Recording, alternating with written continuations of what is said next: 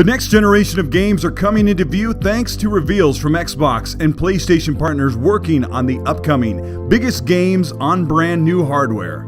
As the hardware improves, developer talent grows and games get more demanding and visually stunning. And many are wondering how these games will truly look and feel on the PS5 and Xbox Series X. And will the visual trade-offs be worth the hit to performance on these super powerful consoles?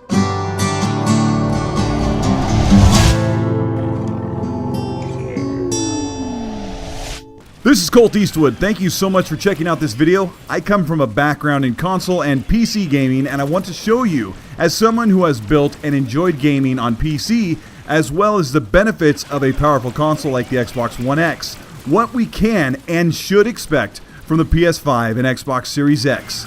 If you learned something today or you can appreciate the info here, please like and subscribe to the channel for more content like this. Set your player on YouTube to 60 FPS mode or 1080p or 4K 60, and let's see what next generation will look like.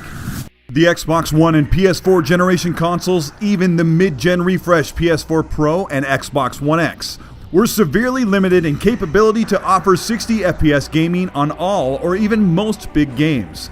Typically, to get the performance favored, you have to lower the resolution or overall visual quality to keep the processor calling images for the graphics chip. Put simply, the current consoles cannot guarantee 60 FPS on most games because the entire system is not balanced or powerful enough. There are exceptions as big games run with dynamic resolution to offer 60 FPS, or some developers pushed every corner of the console, like Gears 5 running at dynamic 4K 60. With the new Xbox Series X and PS5, with well over 2 times to 4 times the power of the current Pro and X consoles, you'd think strictly by math calculations, the new consoles could make the leap to 60 FPS or more on every new game. Oh, you'd be wrong. Enter Assassin's Creed Valhalla, the first piece of next-generation controversy, running in promotional footage at a disappointing 30 FPS, even though it is marketed for the Xbox Series X.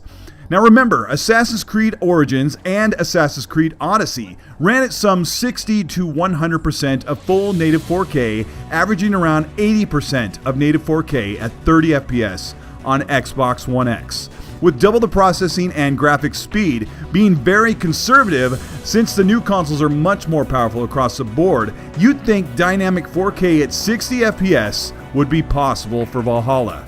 Even if the draw call of high-resolution images at 60 FPS sounds demanding for a Ryzen 2700X chip paired with an RTX 2080, any PC or console at this power level would easily be able to ramp up high-end visuals like this. 60 FPS. This is Assassin's Creed Valhalla gameplay trailer running at 60 FPS instead of 30, showing viewers and soon-to-be players that the leap to 60 FPS can feel next generation when compared to 30 FPS. Unsure? Let's take a look at the remainder of this footage at 30 FPS, where we suspect Ubisoft is targeting Valhalla to run on the brand new Xbox Series X and PS5. So why is the footage running at 30 FPS on a console that is 2 to 4 times faster than the Xbox One X or the PS4 Pro? Phil Spencer of Xbox boasts a bullet point list of what Ubisoft is proud to offer for the first time on a console. Hey everyone, Phil Spencer from Xbox. With Watch Dogs Legion, Ubisoft is supporting smart delivery. So you will get the absolute best version of the game on any version of Xbox you're playing on. On Series X, you'll get to take advantage of the amazing work the team has done with DirectX ray tracing to create an absolutely immersive version of London like you've never seen before. DirectX ray tracing, new for AMD and new for consoles. The Xbox Series X has dedicated RT cores in the GPU to independently render complicated and demanding reflective surfaces, natural lighting, and immersive visuals. An impressive feat usually reserved for a few $100 price graphics card for PC. Digital Foundry recently broke down the tech and impressive ray tracing capabilities on PC for Ubisoft's next game, Watch Dogs Legion. They were impressed with the immersive value of seeing true reflections across the city. They were using an RTX 2080 Ti, which is essentially a $2,000 PC configuration. And the result? 30 FPS. Tom of Digital Foundry said if we drop the settings below Ultra, he could get better performance, and this is where we see the problem of 30 FPS on next generation consoles. Regardless of the massive power delta of current consoles, here is Watch Dogs Legion at 60 FPS, proving that ray tracing, although a great evolution of rendering and visual upgrades, is not as important as playing and seeing the game at a higher frame rate. Ubisoft makes some of the most robust, big open world games in the business, and some of the best looking games, but in the past 4 years, on the Xbox One X and PS4 Pro, they have rarely, if ever, offered a performance option that allows you to play a game at 60 FPS over the option of high visuals at 30. We will likely not see an option for Assassin's Creed Valhalla or Watch Dogs Legion on PS5 or Xbox Series X to run at 60 frames per second. Looking ahead for the Xbox Series X, most if not all of the first-party Xbox Game Studios exclusives will either run at 60 FPS or above, or offer a performance mode to run at 60. Halo Infinite, Forza, Gears, Psychonauts 2, Everwild, Hellblade 2, and many more. Xbox has expressed that a target frame rate for the Xbox Series X console is 60 FPS, and they are setting the bar in-house, even with the platform supporting Xbox One for a year or two. Contrast this with the biggest games being shown by Sony for the PS5. Ratchet & Clank Rift Apart is being boasted by PlayStation engineers and developers to push for visual quality and animations at 30 FPS over the prospect of playing at 60. Insomniac believes that it is more important to see the quality animations and interactions with the world at 30 FPS than to compromise visuals or effects at the cost of playing at 60 FPS. Ratchet & Clank ran at 30 on the PS4, but what does it look like if we see this game with lower visuals in motion at 60 FPS? Here it is, captured on my PS4 at the highest quality, interpolated to look 60 frames per second. The game comes alive and response time every 16 milliseconds is improved, meaning you get double the visual clarity per second compared to 30 FPS. Horizon Zero Dawn Forbidden West is also likely favoring visuals over performance. Even though looking at the delta of the PS4 Pro power to the PS5, the new hardware can easily handle these visuals at a manageable resolution at 60 FPS.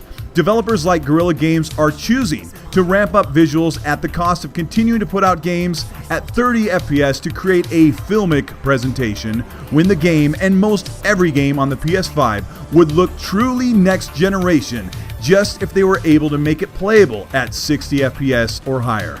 The option to play at 60 FPS is solely up to the developer and their own vision of what the game will look like, and that needs to be respected. That is, until you look at PC.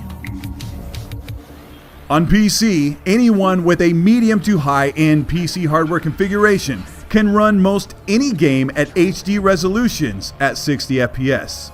If the developer intended the world of Horizon Zero Dawn to run at a filmic 30 FPS, then why is it going to Steam on PC, where the majority of users will get to set it up to run at 60 FPS or even higher?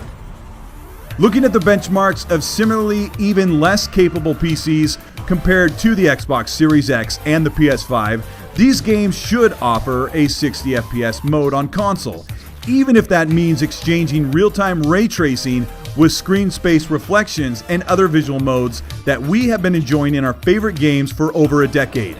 With advanced checkerboarding, dynamic resolution scaling, and DLSS, machine learning efficiency software, developers have more tools now more than ever, more power and more processing to create a vision of what they want their games to look like.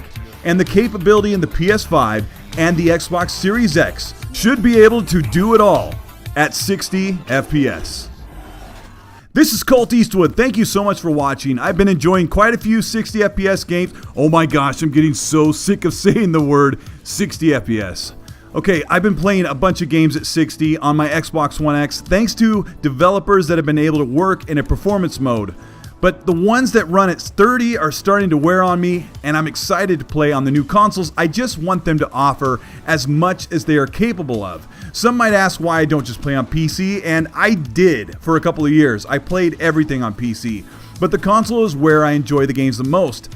And it's a hard convenience to explain this quickly in a video, but there's a video I did in 2017 that explains it the best, and I'll link it at the end of the video here.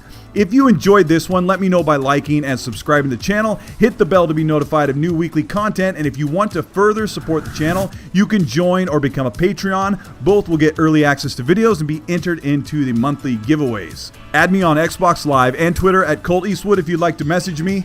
We have about a week left until Xbox events kick off, so check back here and I'll have all the latest information available. Have a great week. Let me know what game you're playing right now, and as always, be nice.